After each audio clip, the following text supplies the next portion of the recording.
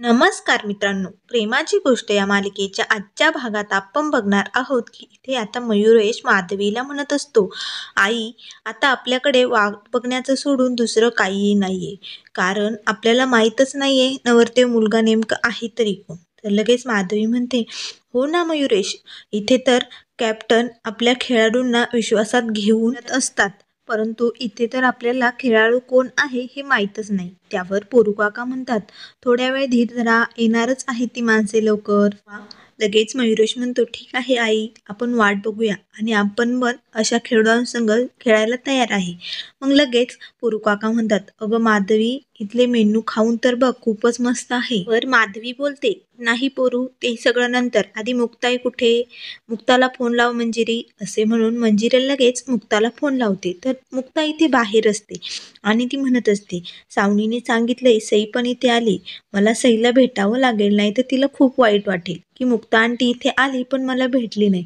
मग तेवढ्यात लगेच सई येते आणि मुक्ता आंटी म्हणून लगेच त्या दोघी एकमेकींना मिठी मारतात. मग सई तिला विचारते, मुक्ता आंटी तू इथे काय करतेस? त्यावर मुक्ता म्हणते, अगं मी इथे आले होते, परंतु मला जेव्हा कळलं माझी प्रिन्सेस सई इथे, त्यामुळे मी लगेच तुला भेटायला आली. त्यावर सई म्हणते, प्रिन्सेस तर आज माझी मुक्ता आंटी दिसते, खूपच छान. माईही म्हणतात, खरंच खूप छान दिसताय ओ गोड तुम्ही. मग लगेच सई मुक्ताला खाली वाकायला सांगते आणि तिच्या कानामागे काजळ लावते. लगेच मुक्ता तिला विचारते, हे काय केलं सई बाळा? त्यावर सई म्हणते, मला नाही माहिती, परंतु ज्यावेळेस मी सुंदर दिसते ना तेव्हा आजी मला असंच कानामागे टिक्का लावते. मग लगेच मुक्ता म्हणते, इथे माझी सई बाळा खेळायला आले ना, मग ती खेळत का बरं नाही? चल आपण दोघी खेळू. मग लगेच सई खेळायला लागते. त्यानंतर इथे आता सागरही आलेला असतो. मग इंद्रा म्हणते, आला ग बाई माझा नवरदेव, बैस बैस बैस पटकन खुर्चीवर, मी तुला मस्त काहीतरी खायला देते, तुला भूक लागली असेल ना. सागरची इच्छा नसतानाही त्याला इंद्रा जबरदस्तीने तिथे बसवते. तेवढ्यात पोरू काकांचा बाबू काकांना फोन येतो. पोरू काका बाबू काकांना विचारतात, तुम्ही सर्व निघाले की नाही? इथे मी अजून कुणालाच काहीच सांगितलं नाही, सर्वजण खोळंबलेत. तर लगेच बाबू काका म्हणतात, हो आम्ही आता निघणारच आहोत, सागर आला इतक्यात आणि मी पण कुणाला काहीच सांगितलं नाही. मग पोरू काका म्हणतात, सगळं काही व्यवस्थित होईल ना? त्यावर लगेच बाबू काका म्हणतात, हो एकविरा आई आहे ना, तुम्ही काहीही काळजी करू नका. त्यानंतर इथे आता सई आणि मुक्ता खूपच मस्त खेळत असतात. नंतर मुक्ता सईला खायला भरवत असते. त्यावर सई विचारते, मुक्ता आंटी तू इथे कशाला आलीस? तर लगेच मुक्ता म्हणते, आज मला एक मुलगा बघायला येणार आहे. मग सई विचारते, कोण मुलगा? कशासाठी? त्यावर लगेच मुक्ता म्हणते, अगं माणसे मोठी झाली का लग्न करतात आणि तसंच माझं आता लग्न जमवलंय, पण कोण मुलगा आहे ते मला माहीत नाही. त्यावर सई लगेच तिला सांगते, अगं मुक्ता आंटी, तुला नवीन फ्रेंड मिळाल्यानंतर तू मला भेटायला नाही येणार ना? तर मुक्ता म्हणते, नाही, जो कोणी मला फ्रेंड मिळेल त्याला मी सांगेल की मला सईला कायम भेटायचं आहे आणि तुला माझ्याबरोबर सईचं नातंही शेअर करावं लागेल, असे मी आधीच त्याच्याबरोबर बोली करून घेईल. मग तर चालेल ना तुला? तेवढ्यात सावनी तिथे येते आणि म्हणते, अगं मुक्ता, तू इथे काय करतेस? तू अजून गेली नाहीस का? वा. मुक्ता म्हणते, हो काय, आता मी निघणारच आहे. मग लगेच मुक्ता निघालेली असते, मात्र सई लगेच तिचा हात पकडते आणि म्हणते, मुक्ता आंटी नको ना जाऊ ग, प्लीज, मला तुझ्याबरोबर खेळायचं इथे. त्यावर सावनी सईला म्हणते, सई बाळा, जाऊ दे आता तुझ्या मुक्ता आंटीला, तिला जायचंय ना, मग सोड तिचा हात, असे म्हणून लगेच सईला तो हात सोडायला लावते. मात्र मुक्ताला खूपच वाईट वाटते आणि ती मागे वळून सईकडे बघत असते. त्यानंतर मग आता इथे सागर म्हणत असतो, आपण कधी निघणार आहोत? का बसलोय आपण इथे? तर इंद्रा म्हणते, अरे ती स्वाती तयार व्हायला गेली ना, ती आली का आपल्याला लगेच निघायचं आहे. लगेच सागर म्हणतो, ही स्वाती का एवढी तयार होते? तिला बघायला येणार आहेत का ती लोक? लगेच इंद्रा म्हणते, नाही रे, मेकअप करावा लागतो. तेवढ्या स्वाती बुके घेऊन येते. तर सागर म्हणतो, हा बुके कशाला? तर स्वाती म्हणते, मग माझ्या भावाला बघायला येणारी ती मुलगी आणि माझ्या वहिनीला द्यायला माझ्याकडे काहीतरी नको का? असे म्हणून सर्वजण खूपच आनंदात हसत असतात. मग लगेच लकी म्हणतो, हे चला चला आपण मस्त सेल्फी काढूया आणि मग चौघेही मिळून मस्त सेल्फी काढतात. तर लगेच बाबू काका म्हणतात, आता तर सर्वजण खूपच खुश आहे, पण त्या लोकांना समोर आलेलं बघून काय होणार आहे देवी एकविरा आईलाच माहीत. त्यानंतर इथे आता माधवी सर्वजण मुलाकडच्या मंडळींची वाट बघत असतात. तर पोरू काका म्हणतात, देवा सगळं काही नीट होऊ दे रे बाबा.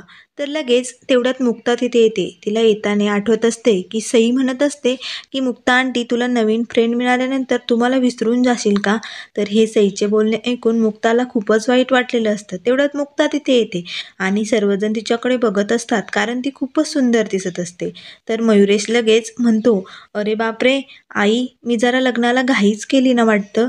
तर लगेच मंजिरी आणि मुक्ता त्या दोघेही त्याला खूप मारतात. तर पोरू काकाही मुक्ता खूप सुंदर दिसत असल्याने तिचे कौतुक करत असतात. माधवी म्हणते, हो माझी मुक्ता आहेच अशी खूपच गोड, ती खूपच सुंदर मुलगी आहे असे म्हणून लगेच मुक्ताला मिठी मारत असते. तेवढ्यात मुलाकडचे मंडळी आलेले असतात. तर लगेच पोरू काका म्हणतात, चला चला पटकन, मुलाकडचे मंडळी आलेले आहेत. तर सर्वजण लगेच त्यांच्या स्वागतासाठी येतात आणि आता त्यांना समोर आलेलं पाहून मात्र सर्वजणांना खूपच धक्का बसतो. माधवीला तर वाटतं की हे सर्वजण आपल्याबरोबर भांडायलाच आलेले आहे. तर माधवी लगेच म्हणते, तुम्ही इथे कशाला आलायत? आज आमचा खूपच महत्त्वाचा दिवस आहे, त्यामुळे प्लीज या सुखाच्या दिवसात विरजण टाकू नका. तर इंद्रा म्हणते, हो का गं बाई, परंतु आमचाही आज खूप महत्त्वाचा दिवस आहे. जर काळी मांजर आणि 101 वाले आडवे गेले ना तर ते काम कधीच पूर्ण होत नाही असे इंद्रा माधवीला म्हणते. आता मात्र माधवीलाही खूपच राग आलेला असतो. तर लगेच माधवी म्हणते, अरे पोरू, मुलाकडचे कुठे आहेत? काय चालू आहे हे सर्व? तर लगेच इंद्रा ही बाबू काकांना म्हणते, अहो मी काय विचारते, कुठे मुलाकडचे? तर बाबू काका आणि पोरू काका दोघेही म्हणतात, हेच आहे मुलाकडचे आणि हीच आहे मुलीकडचे, कारण आम्ही दोघांनी मिळून या दोघांचं लग्न ठरवलेलं आहे. मग सागरला लगेच आठवतं मुक्ताने त्याचा किती किती अपमान केलेला आहे. ती म्हणालेली आहे, बरं झालं तुझी बायको तुला सोडून गेली, तू आहेच असा. त्यानंतर मग मुक्ताला हे आठवतं की सागर तिला किती घालून पाडलं, काही काही बोललेलं आहे. ते सर्व क्षण तिच्या डोळ्यासमोर आलेले असतात. त्यामुळे ती दोघेही शांत होऊन सर्व काही विचार करून आठवत असतात.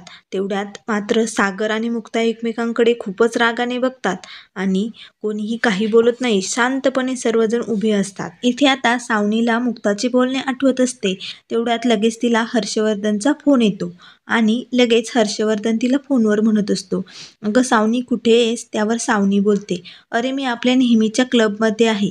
तेव्हा हर्षवर्धन म्हणतो, हो का? अगं सागरला जी मुलगी बघायला येणार आहे ना ती पण त्या क्लबमध्येच येणार आहे. त्यावर सावनी म्हणते, हो का? इथेच?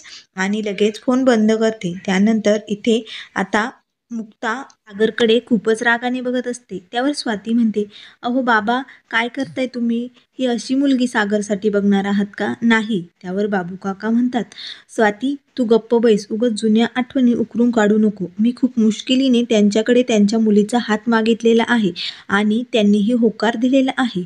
मग लगेच मंजिरी म्हणते, हो का? ते आहे साधे भोळे, त्यामुळे दिला असेल त्यांनी होकार. आम्हाला हे लग्न मान्य नाहीये, त्यामुळे आम्हाला हा मुलगा बिलकुल पसंत नाही. आणि बाबा काय मुलगा बघितलाय तुम्ही आपल्या मुक्तासाठी? हा असा मुलगा ज्याने आपल्या मुक्ताला एवढा त्रास दिला, आपल्या मुक्ताचा साखरपुडा मोडवला आणि आपल्या मिहिकालाही एवढा त्रास दिला, तरी तुम्ही असा मुलगा बघितला? मयुरेशही म्हणतो, हो बाबा तुम्ही हे फार चुकीचं केलंय. हा मुलगा मुक्तासाठी योग्य नाहीये, आम्हाला बिलकुलही पसंत नाहीये. इथे आता इंद्रा, स्वाती, लकी सर्वजण म्हणत असतात, आम्हालाही हे लग्न मान्य नाही, कारण आता बास झाले. ह्या मुक्ताने या सर्वांनी आपल्या सागरला खूप त्रास दिलेला आहे असे इंद्रा आणि स्वाती म्हणत असतात. मात्र बाबू काका आणि पोरू काका शांतपणे उभे असतात आणि या सर्वांचे भांडणं ते गुपचूप ऐकत असतात. तेवढ्यात मित्रांनो पुढील भागामध्ये आपल्याला बघायला मिळेल की बाबू काका आणि पोरू काका सर्वांना शांत करतात आणि म्हणतात, मुक्ता आणि सागर तुम्ही दोघेही पुढे व्हा आणि तुम्हाला एकमेकांशी काय बोलायचंय ते बोलून घ्या. तर लगेच ते दोघेही समोरासमोर येतात आणि सागर म्हणतो, नाही मी या बाईशी कधीही लग्न करू शकत नाही. मुक्ता म्हणते, हो का? मग मी काय अशा माणसाशी लग्न करणार आहे? मीही अशा माणसाशी बिलकुल लग्न करणार नाही. मला त्या माणसाला बघण्याची सुद्धा इच्छा नाहीये. तर लगेच सागर म्हणतो, हो मलाही तुमच्याकडे बघितल्यानंतर किळस येते. अशा प्रकारे दोघांमध्येही खूप वाद पेटलेले असतात. या दोघांमधले भांडण कसे मिटवणार हे बाबू काका आणि पोरू काका दोघांनाही समजत नाही. त्यामुळे आता सई येऊन या दोघांमधील भांडण मिटवणार का हे आपल्याला लवकरच बघायला मिळेल. त्यामुळे मित्रांनो अशाच मालिकेच्या अपडेट पाहण्यासाठी चॅनल